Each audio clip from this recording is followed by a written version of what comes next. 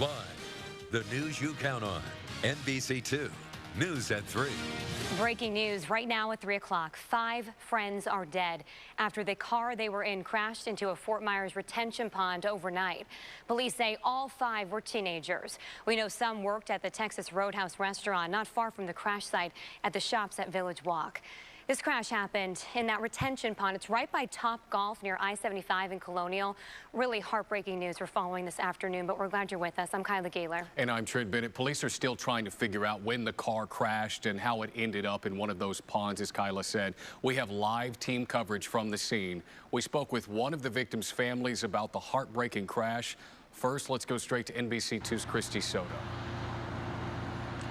Trent, Kyla, it is just heavy out here to know 5 teenagers died in this pond right over my shoulder. I was here talking to mothers of some of the kids that were inside of that car. I spoke to one woman who was in tears hugging her husband, knowing that her son died right here at this pond. I mean, we're talking 5 teenagers that were 18, 19 years old. Some of them just graduated high school.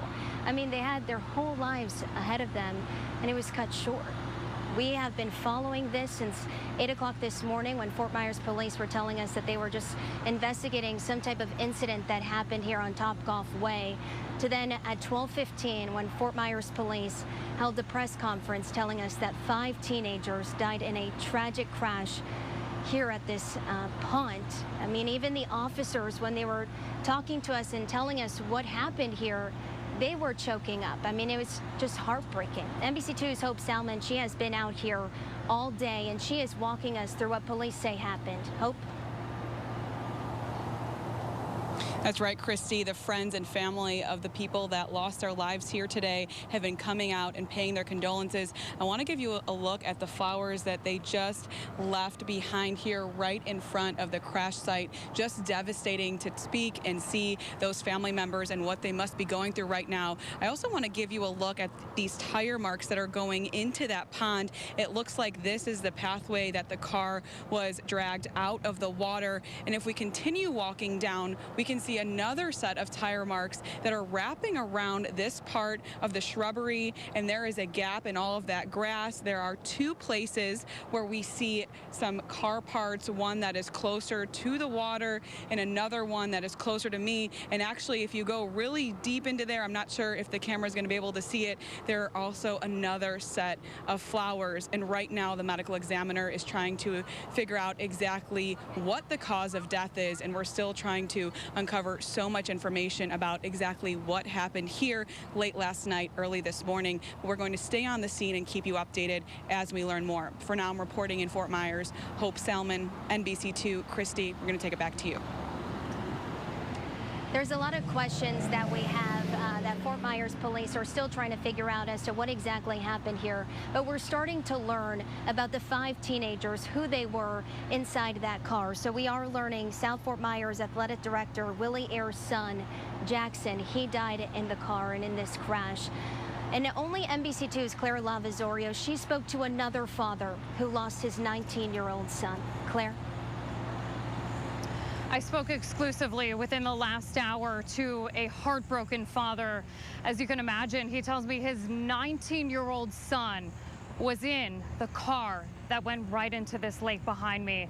We now know that 19-year-old Eric Cox was one of the 5 teenagers in that car that ended up in the lake behind me, right here along Topgolf Way in that crash. We know Eric was he said he was a beautiful person, just graduated from East Lee High School, had plans to become a firefighter. He just had finished up most of his courses, only had a few left, only had to finish a couple of medical classes, and that was his plan for the future, to become a firefighter. He was a standout football player, a wrestler, had incredible plans for his future, but those were all cut short last night. I learned around 12:31 in the morning his mother was trying to get a hold of him. She'd become worried when she didn't hear from him after he left his job over at Texas Roadhouse just not far, just down the street from where we are along Topgolf Way right now. His mother made several calls to his phone, which went straight to voicemail, and that is when she made calls to several other of his friends who were in the car with him last night. Those phones also went straight to voicemail. So that's when she got worried. His father tells me his mother was up all night. They were up all night just wondering why they weren't able to get a hold of their son or his friends who were in that car. This morning, Fort Myers police, they told the family that one of the phones pinged in the lake behind me, and that is when they were told the news. I spoke again exclusively with Eric Cox's father. Here's part of that conversation. As a parent, you don't want your child to pass on before you. And now we're at this point where, we're just dying over it. We don't know where to go. We're just now another victim in the process of life, another cycle of life, another process. We're just in the moment now, like every other family could be, but now it's our family. Fort Myers police, they were getting choked up telling us about what happened at the press conference at 12:15 today.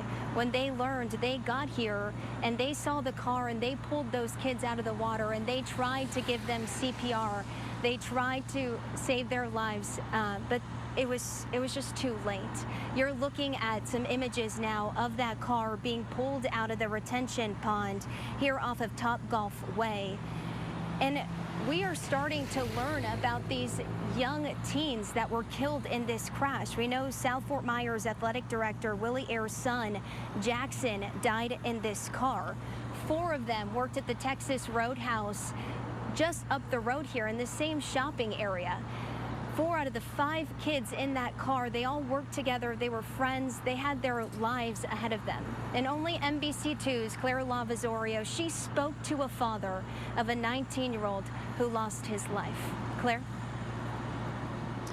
I just spoke to the manager of Texas Roadhouse, and as you can imagine, this is a very difficult day for the restaurant, as he confirms that 4 of the teenagers died in that car worked right here at this very restaurant. And today he has decided to close down Texas Roadhouse and start a memorial for 4 of those teenagers in that car that submerged into that lake because they worked right here at this restaurant. They were a family, and they started that memorial, and we have some pictures as well as video of that memorial of those teenagers, 4 out of the 5 of them who were in that car. I'm about a half mile away from where you are, Christy, and it's not far from Topgolf Way, this Texas Roadhouse, and they worked here, many of them, I'm told, since they were 16 years old, and they became very close friends. I'm also told that a few of them even worked last night before leaving the restaurant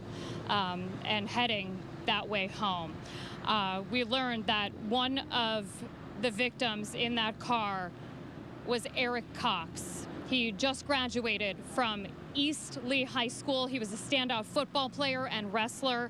I spoke with his father near the crash site, and he tells me he had dreams to become a firefighter. He had almost finished training for that program, and he was just a wonderful young man with such a promising future ahead of him. He was one of those teenagers who worked right here at Texas Roadhouse. And his father says he just wants his son to be remembered because he had so much life ahead of him. And despite losing him so young, he wants to share this message with everyone watching today. Here's part of my conversation, an exclusive conversation that I had with him today. Take a listen. He was a beautiful person, and he's gone too fast, and we don't know what to do. We don't know where to turn from here. We're just like confused and hurt. Right now, there are more than 200 people inside this Texas Roadhouse behind me gathering to remember 4 out of the 5 teenagers who were lost in this terrible, just heartbreaking crash. They are gathering together to break bread to remember and honor the young lives lost too soon. The restaurant will remain closed to the public today and then reopen tomorrow, but the manager says he's just without words. He just cannot even describe what has happened. This is just such a great loss. He says many of these teenagers have served a lot of people in this Fort Myers community. I am local in Fort Myers. Claire Lavazorio, NBC2. Claire, it is just devastating. And while being out here at the scene where this all happened, I mean, I've seen those mothers, those fathers, those friends and family, sisters and brothers come out here. Just about 30 minutes ago, I watched a mom bring some flowers to the scene of the crash, and she clenched her heart when she saw the path of where that car went in. She was in tears. The whole family was. We have seen families embracing here. You can't even begin to imagine what these families are dealing with. It is just a pain that is just, it's just hard, and it's heavy, and you feel it here when you see those families and you see them come out here to the scene of where this all happened. It's heartbreaking. Back to you guys in the studio.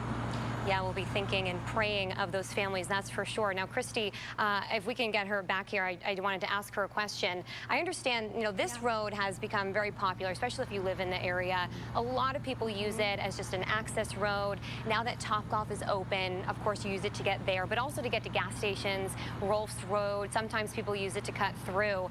Have Fort Myers police released any indication about what led up to the crash? Because I have seen speeding myself there on that road. Is that something they've indicated or given us any idea of what may have happened? I know there's also a construction area right by that retention pond as well. Yeah, Fort Myers police are still investigating what exactly happened. You know, earlier this morning, they weren't even sure, what time this crash happened, but the father of the son that Claire spoke to told us that his mom got worried, and it was when they pinged the phone that they realized that the phone was pinging off this retention pond. And like you said, Kyla, this is a cut-through road, and it is back open now, and people have been driving through it. But if you picture this road right by Topgolf, it has a bend to the road. It has that curve. So, I'm sure that they're looking into seeing if something happened with that situation. Maybe they took the curve too hard. We're still working to find out what exactly happened. Fort Myers police, they're still investigating this. And once we get more information, once they learn what will happen, we'll be sure to update all of you. All right, Christy Soto reporting live out there for us. We'll check back in with you soon. Thank you.